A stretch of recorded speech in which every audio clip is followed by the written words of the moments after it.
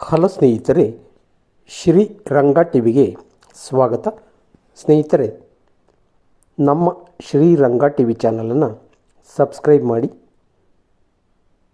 ಹಾಗೆ ಈ ದಿನ ರಾವಣನ ದಿಗ್ವಿಜಯದಲ್ಲಿ ಶ್ರೀಹರಿಯು ಶತ್ರು ಪ್ರಸೂದನನ್ನು ಕೊಂದ ಕಥೆಯ ಬಗ್ಗೆ ಹೇಳುತ್ತಿದ್ದೇನೆ.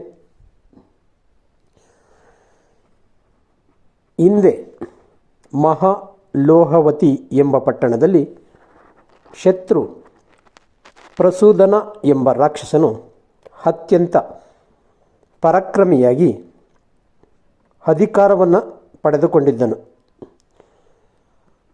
ಅಹಂಕಾರಿಯಾಗಿ ಮಾನವರನ್ನು, ದೇವತೆಗಳನ್ನು ಪೀಡಿಸುತ್ತಿದ್ದ.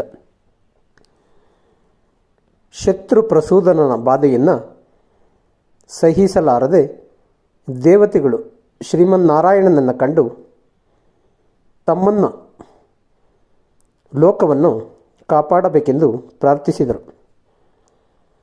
ಬ್ರಹ್ಮಾದಿ ದೇವತೆಗಳ ಈ ಪ್ರಾರ್ಥನೆಯನ್ನು ಕೇಳಿದ ಹರಿಯು, ದೇವತೆಗಳಿರ ನೀವು ಹೆದರಬೇಡಿರಿ, ಸ್ವಲ್ಪ ಸಮಯದಲ್ಲಿ ಈ ಶತ್ರು ಪ್ರಸೂದನನ್ನು ನಾನೇ ಸಂಹರಿಸುತ್ತೇನೆ, ನಿಮ್ಮ ಕಷ್ಟಗಳನ್ನು ದೂರ ಮಾಡುತ್ತೇನೆ ಎಂದು ಭರವಸೆಯನ್ನು ನೀಡಿದನು. ಮರುಕ್ಷಣದಲ್ಲಿಯೇ ಅಷ್ಟದಿಕ್ಪಾಲಕರನ್ನು, ದಿಗ್ಗಜಗಳನ್ನು ಕರೆಸಿದ ನಾರಾಯಣನು ಗರುಡ ವಾಹನನಾಗಿ ಚಕ್ರವನ್ನು ಧರಿಸಿ ಶತ್ರು ಪ್ರಸೂದನನ್ನು ಕೊಲ್ಲಲು ಹೊರಟನು. ಮಹಾಲೋಹವತಿ ನಗರದ ಸಮೀಪ ಬಂದು ತನ್ನ ಪಾಂಚಜನ್ಯವೆಂಬ ಶಂಖವನ್ನು ಊದಿ ಯುದ್ಧಕ್ಕೆ ಆಹ್ವಾನಿಸಿದನು.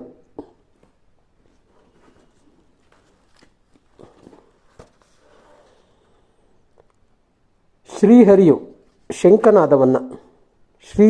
ಶಂಖನಾದವನ್ನು ಕೇಳಿದ ಅನೇಕರು ಯುದ್ಧದ ಭೀತಿಯಿಂದ ಮರಣ ಹೊಂದಿದರು. ಆದರೆ ಶತ್ರು ಪ್ರಸೂದನನು ಕೋಪದಿಂದ ಆರ್ಭಟಿಸುತ್ತಾ ಚತುರಂಗಬಲ ಸಹಿತನಾಗಿ 1000 ಕುದುರೆಗಳಿರುವ ಸುಂದರವಾಗಿ ಅಲಂಕೃತಗೊಂಡಿರುವ ರಥದಲ್ಲಿ ನಿಂತು ರಣಕ್ಕೆ ಆಗಮಿಸಿದನು. ಅಗ್ನಿವರ್ಷ ಎಂಬ ರಥದಿಂದಲೇ ಸನಿಹದಲ್ಲಿರುವ ಶ್ರೀಮನ್ನಾರಾಯಣನನ್ನು ನೋಡಿ ಬಹುಕಾಲದಿಂದ ಯುದ್ಧ ಮಾಡುವ ಆಸೆ ಉಂಟಾಗಿತ್ತು. ಈಗ ಸಮಯ ಕೂಡಿ ಬಂತೆಂದು ಸಂತಸಪಟ್ಟನು. ವಿಷ್ಣುವೇ, ನೀನು ಅನೇಕ ರಾಕ್ಷಸರನ್ನು ಕೊಂದಿರುವೆ, ಆದರೆ ಈ ಶತ್ರು ಪ್ರಸೂದನನು ಸಾಮಾನ್ಯನಲ್ಲ.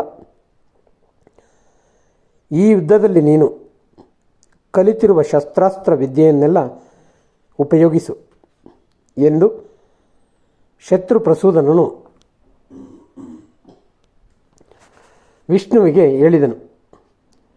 ನಾರಾಯಣನು ನಗುತ್ತಾ, ರಾಕ್ಷಸಾದಮನೆ, ನೀನು ಇಲ್ಲಿಯವರೆಗೆ ಯಾರ್ಯಾರನ್ನೋ ಪೀಡಿಸಿದ್ದಾಯಿತು, ಇನ್ನು ನಿನ್ನ ಮನೆಯ ಜನರನ್ನು ಮತ್ತೊಮ್ಮೆ ನೋಡಲಾರೆ ಎಂದು ಯುದ್ಧವನ್ನು ಆರಂಭಿಸಿದನು.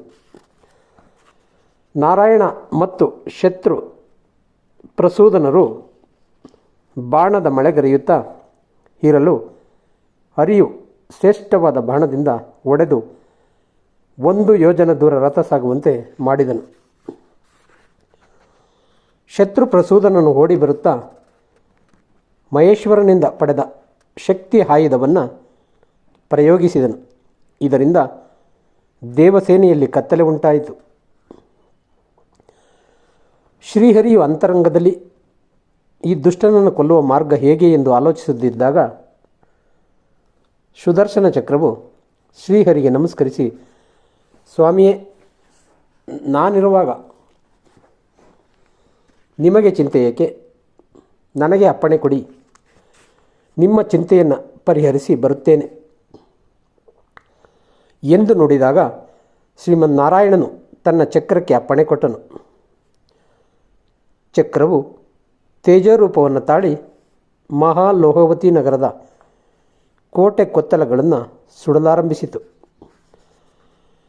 ಜನರು ಹಾಹಾಕಾರ ಮಾಡುತ್ತಾ ರಾಜನಿಂದ ರಕ್ಷಣೆ ಬಯಸಿದರು.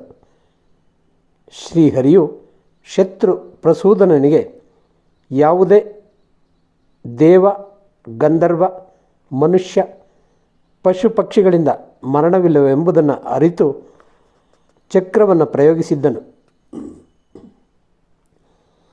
ಶತ್ರು ಪ್ರಸೂದನನು ಚಕ್ರವನ್ನು ಕುರಿತು, ನೀನು ಯಾರು, ಏಕೆ ಈ ರೀತಿ ನನ್ನ ಜನರನ್ನು ಹಾಗೂ ಪಟ್ಟಣವನ್ನು ನಾಶಪಡಿಸುತ್ತಿರುವೆ ಎಂದು ಕೇಳಿದಾಗ ಚಕ್ರವು, ನಾನು ಶ್ರೀಮನ್ನಾರಾಯಣನ ಕೈಯಲ್ಲಿರುವ ಚಕ್ರಾಯುಧ, ಅವನಪ್ಪಣೆಯಂತೆ ನಿನ್ನನ್ನು ನಾಶಪಡಿಸಲು ಬಂದಿದ್ದೇನೆ ಎಂದು ಹೇಳಿತು. ಶತ್ರು ಪ್ರಸೂದನನು, ನೀನು ಹಿಂತಿರುಗಿ ಹೋಗಿ ನಿಮ್ಮೊಡೆಯ ಹರಿಯನ್ನೇ ಕಳುಹಿಸು ಎಂದಾಗ ಚಕ್ರವು, ಮೊದಲು ನನ್ನೊಂದಿಗೆ ಯುದ್ಧ ಮಾಡು, ನನ್ನಿಂದಾಗದಿದ್ದರೆ ನಮ್ಮೊಡೆಯನೇ ಬರುತ್ತಾನೆಂದು ಅವನ ಕಡೆಗೆ ಧಾವಿಸಿ ಶತ್ರು ಪ್ರಸೂದನನ ದಿವ್ಯಾಸ್ತ್ರಗಳನ್ನು ಖಂಡಿಸಿ ಅವನನ್ನು ಸಂಹರಿಸಿ ಶ್ರೀಮನ್ನಾರಾಯಣನ ಬಳಿಗೆ ಬಂದಿತು. ಶ್ರೀಮನ್ನಾರಾಯಣನಿಂದಾಗದ ಕಾರ್ಯವನ್ನು ನಾನು ಮಾಡಿದೆ, ನಾನೇ ಶ್ರೇಷ್ಠ ಎಂಬ ಅಹಂಕಾರ ಚಕ್ರಕ್ಕೆ ಬಂದಿದ್ದನ್ನು ತಿಳಿದ ನಾರದ ಮಹರ್ಷಿಯು ಶ್ರೀಹರಿಯನ್ನು ಕಂಡು, ದೇವದೇವ, ಚಕ್ರಾಯುಧವು ಈ ರೀತಿ ಗರ್ವಪಡುವುದು ಸರಿಯೇ ಎಂದು ಕೇಳಿದನು. ಆಗ ನಾರಾಯಣನು, ಚಕ್ರಾಯುಧವೇ, ನನಗೂ ನಿನಗೂ ಶಕ್ತಿ ಪರೀಕ್ಷೆಯಾಗಲಿ, ನೀನು ಭೂಲೋಕದಲ್ಲಿ ಮಾನವನಾಗಿ ಜನಿಸು, ನಾನು ಮತ್ತೊಂದು ರೂಪದಿಂದ ಅವತರಿಸಿ ನಿನ್ನೊಂದಿಗೆ ಯುದ್ಧ ಮಾಡುವೆನು. ಆ ಸಮಯದಲ್ಲಿ ನಿಜವಾದ ಬಲಶಾಲಿಗರಾರೆಂದು ತಿಳಿಯುವುದೆಂದು ಹೇಳಿದಾಗ, ನನ್ನ ಎಲ್ಲ ಅಪರಾಧವನ್ನು ಮನ್ನಿಸು, ಕ್ಷಮಿಸುದೇವ ಎಂದು ಚಕ್ರವು ಕೇಳಿಕೊಂಡಿತು. ಆದರೂ ಸಹ ಶ್ರೀಹರಿಯು ಮಾತಿನಂತೆ ಚಕ್ರಾಯುಧವು ಮಹಿಷ್ಮತಿ ನಗರದಲ್ಲಿ ಯೇಹಯ ರಾಜನ ಮಗನಾಗಿ ಜನಿಸಿ ಕಾರ್ತವೀರ್ಯಾರ್ಜುನ ಎಂದು ಪ್ರಸಿದ್ಧಿ ಪಡೆಯಿತು. ಶ್ರೀಹರಿಯು ಜಮದಗ್ನಿ ಋಷಿಗಳ ಮಗನಾದ ಪರಶುರಾಮನಾಗಿ ಜನಿಸಿದನು. ಧನ್ಯವಾದಗಳು ಸ್ನೇಹಿತರೆ. ಈ ದಿನ ಶ್ರೀಹರಿಯು ಶತ್ರು ಪ್ರಸೂದನನ್ನು ಕೊಂದ ಕಥೆಯ ಬಗ್ಗೆ ಹೇಳಿದ್ದೇನೆ. ಸ್ನೇಹಿತರೆ, ನಮ್ಮ ಶ್ರೀರಂಗ TV ಚಾನಲನ್ನು ಸಬ್ಸ್ಕ್ರೈಬ್ ಮಾಡಿ. ಜೈ ಹಿಂದ್, ಜೈ ಕರ್ನಾಟಕ, ಜೈ ಶ್ರೀರಾಮ್.